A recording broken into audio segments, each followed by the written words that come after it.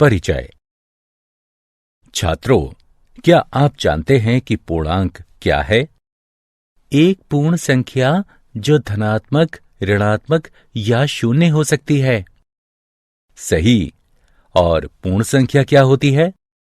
संख्याओं का वही समुच्चय जिसमें शून्य और सभी प्राकृतिक संख्याएं हों। बहुत अच्छे। आज हम वास्तविक संख्याओं के बारे में पढ़ेंगे। वास्तविक संख्याएं परिमेय और अपरिमेय संख्याओं से बनती हैं।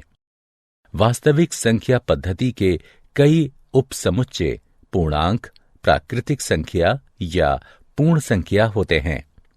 आइए वास्तविक संख्याओं के बारे में विस्तार से अध्ययन करें। उद्देश्य। इस पाठ के अंत में आप निम्न करने में सक्षम हो जाएंगे। यूक्लिड की विभाजन प्रमेयिका को बताना, अंकगणित को आधारभूत प्रमेय को समझाना, अभाज्य गुणनखंडन विधि से प्रश्नों को हल करना। यूक्लिड विभाजन प्रमेयिका।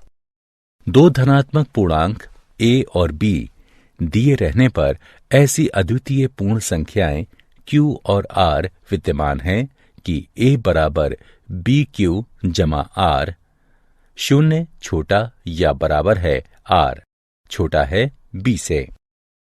उदाहरण के लिए a बराबर 15, b बराबर 3 के लिए 15 बराबर 3 गुणा 5 जमा शून्य है, जहां q बराबर 5 और r बराबर शून्य है। प्रमेयिका। प्रमेयिका एक सिद्ध कथन होती है जिसका प्रयोग दूसरे कथनों को सिद्ध करने में होता है। एल्गोरिथम सुविचारित चरणों की श्रृंखला होते हैं जो एक प्रकार के प्रश्नों को हल करने की विधि प्रदान करते हैं। यूक्लिड विभाजन प्रमेयिका का प्रयोग दो संख्याओं का HCF ज्ञात करने के लिए किया जा सकता है। इसका प्रयोग संख्याओं की कुछ उभयनिष्ठ विशेषताएं ज्ञात करने के लिए भी किया जा सकता है। HCF कैसे ज्ञात करते हैं? दो धनात्मक पूर्णांकों C और D, C बड़ा है D से, का HCF ज्ञात करने के लिए हमें निम्न चरणों से इसका अनुसरण करना होता है। चरण 1। C और D पर यूक्लिड विभाजन प्रमेयिका का प्रयोग करिए। इसलिए हम ऐसे Q और R ज्ञात करते हैं कि C बराबर DQ जमा R हो। चरण 2। यदि R बराबर शून्य है तथा D, C और D का HCF है। यदि R शून्य के बराबर नहीं है तो D और R पर विभाजन प्रमेयिका का प्रयोग कीजिए। चरण 3। इस प्रक्रिया को तब तक जारी रखिए जब तक कि शेषफल शून्य न हो जाए। इसी स्थिति में प्राप्त भाजक ही वांछित HCF है। HCF परिकलन का उदाहरण। आइए यूक्लिड एल्गोरिथम के प्रयोग से 455 और 42 का HCF ज्ञात करें। हल। चूंकि 455 बड़ा है 42 से, इसलिए हम 455 बराबर 42 गुणे 10 जमा 35 प्राप्त करने के लिए 455 और 42 पर यूक्लिड की विभाजन प्रमेयिका का प्रयोग करते हैं। शेषफल शून्य नहीं है, इसलिए हम 42 और 35 पर प्रमेयिका का प्रयोग करते हैं। 42 बराबर 35 गुणे 1 जमा 7। अभी भी शेषफल शून्य नहीं है, अतः हम 35 और 7 पर विभाजन प्रमेयिका का प्रयोग करते हैं। 35 बराबर 7 गुणे 5 जमा 0। हम देख सकते हैं कि शेषफल शून्य हो गया है और हम आगे नहीं जा सकते। इसलिए 455 और 42 का HCF इस स्थिति में विभाजक यानी 7 होगा।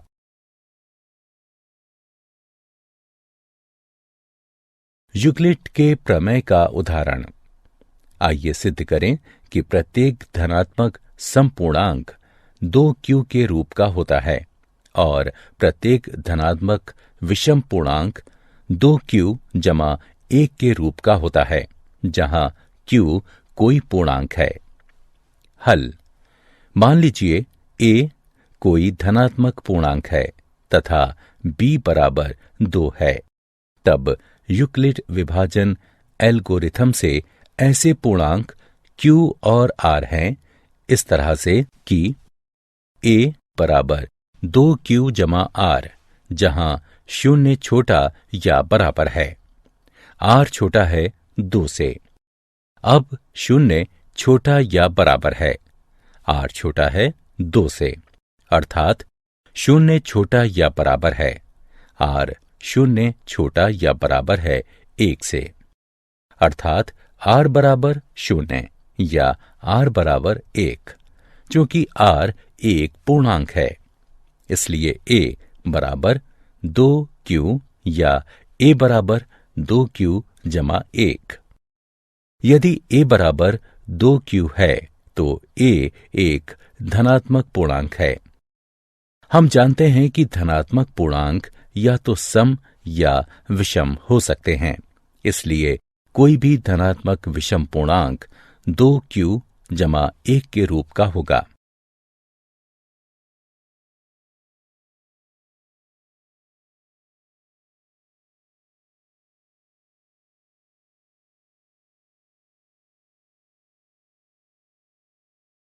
अंकगणित की आधारभूत सिद्धांत।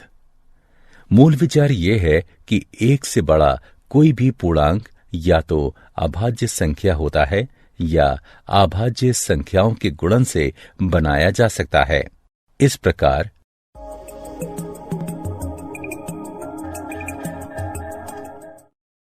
आइए परिभाषा से शुरू करें। 1 से बड़ा कोई भी पूर्णांक या तो अभाज्य संख्या होता है या अभाज्य संख्याओं के अद्वितीय गुणनफल या क्रम को नजरअंदाज करते हुए उसके रूप में लिखा जा सकता है। इन संख्याओं को देखिए। 2 अभाज्य है, 3 अभाज्य है, 4 2 गुणा 2 है, 5 अभाज्य है, 6 2 गुणा 3 है, 7 अभाज्य है, 8 2 गुणा 2 गुणा 2 है, 9 3 गुणा 3 है, 10 2 गुणा 5 है, 11 अभाज्य है, इत्यादि।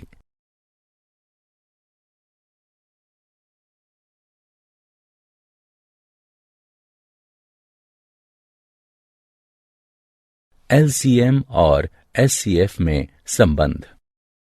किन्हीं भी दो धनात्मक पूर्णांकों a और b के लिए एचसीएफ ए बी गुणा एलसीएम ए बी बराबर a गुणा b।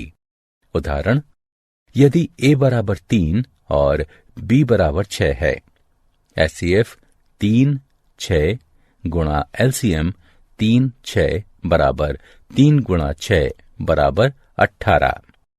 यदि हमारे पास दो धनात्मक पूर्णांकों का एलसीएम है तो हम इस परिणाम को प्रयोग करके उनका एचसीएफ ज्ञात कर सकते हैं। हम किन्हीं दो संख्याओं का एचसीएफ और एलसीएम अभाज्य गुणनखंडन की सहायता से ज्ञात कर सकते हैं।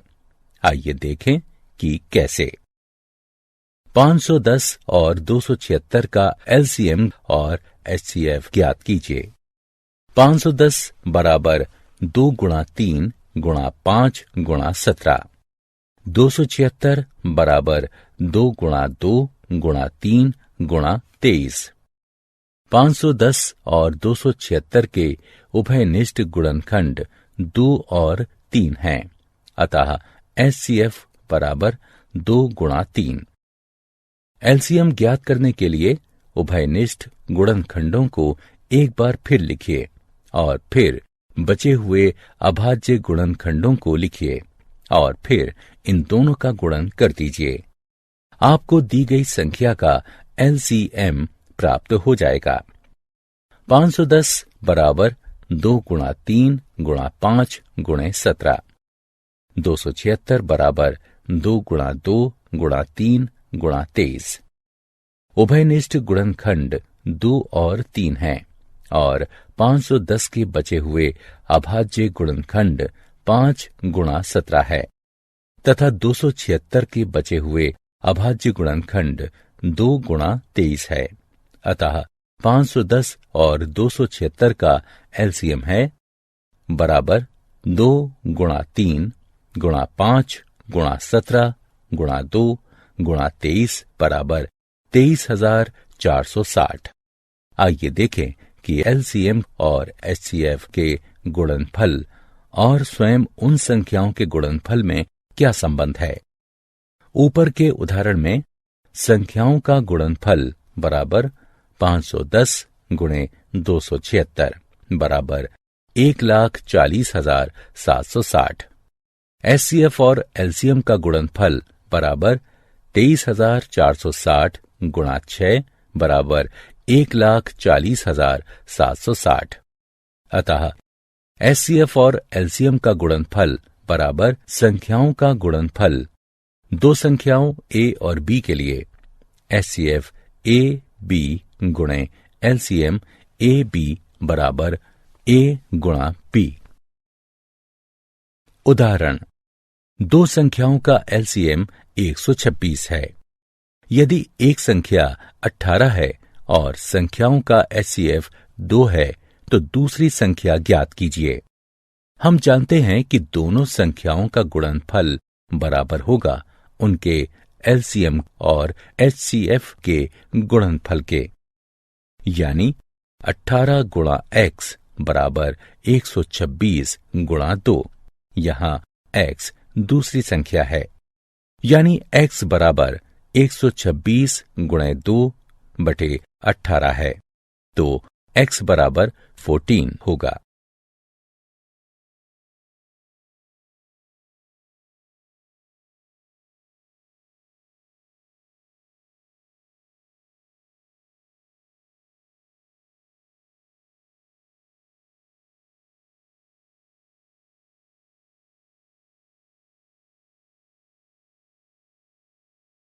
अंकगणित की आधारभूत प्रमेय का उदाहरण दिया है। 306 और 657 का एचसीएफ बराबर है 9 के, तो इनका एलसीएम ज्ञात कीजिए। हल, हम जानते हैं कि दो संख्याओं के एचसीएफ और एलसीएम का गुणनफल स्वयं उन संख्याओं के गुणनफल के बराबर होता है। इसलिए 306 और 657 का एचसीएफ गुणा 306 और 657 का एलसीएम बराबर होगा 306 गुणा 657 के, जो कि बराबर है 9 गुणा 306 और 657 के एलसीएम के।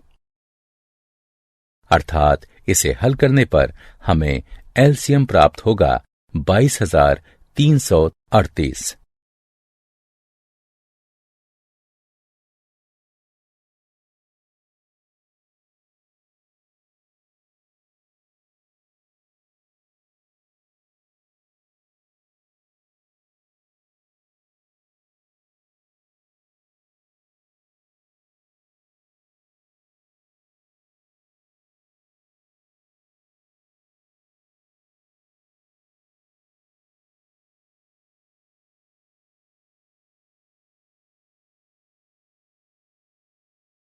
क्या आप जानते हैं 17वीं शताब्दी में सर्वप्रथम डेकार्टे ने बहुपदों के मूल को व्यक्त करने के लिए रियल शब्द का प्रयोग किया और उन्हें इमेजिनरी संख्याओं से अलग किया। कार्ल फ्रेडरिक गॉस को प्रायः गणितज्ञों का राजकुमार कहा जाता है तथा उनका नाम आर्किमिडीज और न्यूटन के साथ सर्वकालिक महानतम गणितज्ञों में लिया जाता है। उनका गणित और विज्ञान दोनों में मौलिक योगदान है। सारांश, आइए हमने जो कुछ सीखा है उसे संक्षेप में दोहराएं। यूक्लिड विभाजन प्रमेय का दो धनात्मक पूर्णांक a और b दिए रहने पर ऐसी अद्वितीय पूर्ण संख्याएं q और r विद्यमान है कि A बराबर BQ जमा R, जहां शून्य छोटा या बराबर है R से और B R से बड़ा है। यूक्लिड विभाजन एल्गोरिथम। ये यूक्लिड विभाजन प्रमेयिका पर आधारित है। इसके अनुसार किन्हीं दो धनात्मक पूर्णांकों A और B, जहां B बड़ा है A से, इसका HCF निम्न प्रकार ज्ञात किया जा सकता है। चरण 1, विभाजन प्रमेयिका का प्रयोग करके Q और R ज्ञात कीजिए, जहां A बराबर BQ जमा R, शून्य छोटा या बराबर है, R छोटा है B से।